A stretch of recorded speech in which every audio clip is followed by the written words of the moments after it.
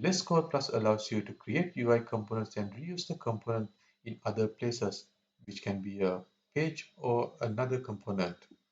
First, let me create a UI component. Let's call this demo component. And if you see the size, height, and width of it, it's by default set to 100 by 100 pixels. We'll change the height to 300 pixels and width to 360 pixels. And as you can see, you can also view the component in many resolutions to see whether it works fine in various devices, which can be helpful for you to design responsive UIs. And here, let me change the color to gray. And yeah, so once you create the UI component, it will be visible on the toolbar. You can drag and drop that into the page. So, and you can select it. And the next thing is that you can define properties for your component so that the page can pass data to this component. We'll call the property a message, and then you can select the data type. We call it just binding, and you can also pass data from this component to the parent component through events. We call it on clicked. Now we put on component clicked, on component clicked, and we select the data type as the event. And first, let me pass data from the home page to the demo component and display that. Use a label to display the data. And we'll also use a button to send data to the parent page.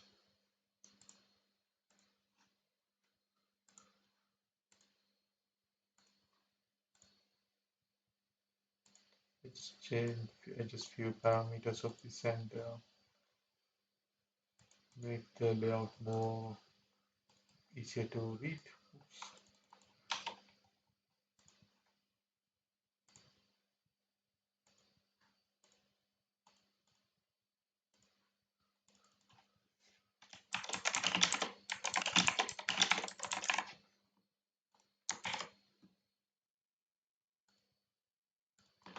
So here, since we have defined the property here, we can now bind it to this label. Uh, let's bind it to caption, properties, and message. We are binding the message that's sent to this component to this label. Here we'll create a state variable, data to child, data to child component, and we'll set the default value to hello world.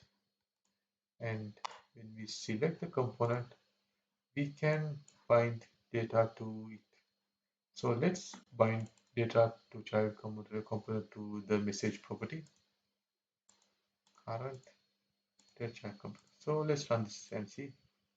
As you can see, the hello world data is passed to the component. Similarly, you can also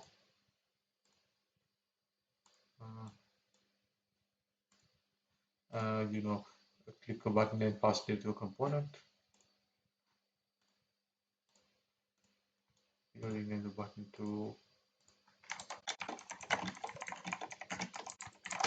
send data to child.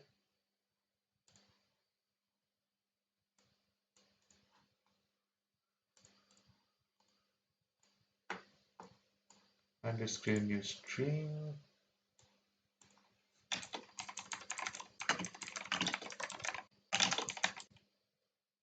Parent page, and let's set the variable, set the state variable.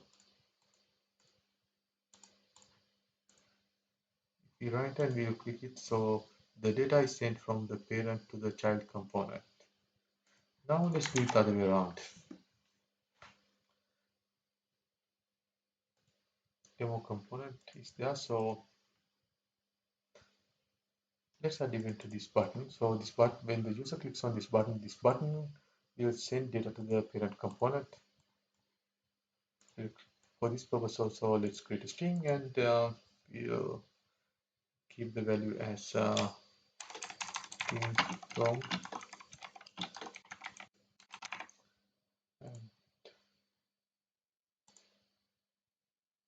we'll assign the variable called message string and front end up, and there's a method called, sorry, a block called trigger event in component. Then you can save the event on component clicks, and we have defined the event as on component click in the state variable tool window. And then let's select the value as the message string. So this string will be sent in this event. So now we need to listen to this event in this parent component. We'll go it start from, we'll assign a state variable to that, and let's click, so we can click the, let's add an event to this, and demo component on clicked, and let's get the variable, and you can get the value in event, and let's bind it to a state variable.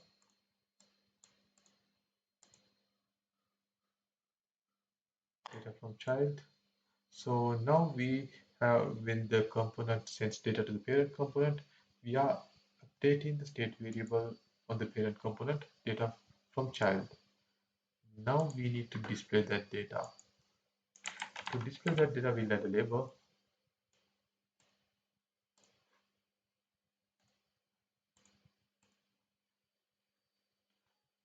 And let's bind data to it.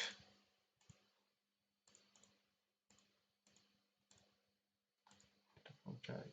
Let me save this and run this. As you can see, the child component sends data to the parent component. It works the other way around too. So that's how you use components and pass data between child components and parent components.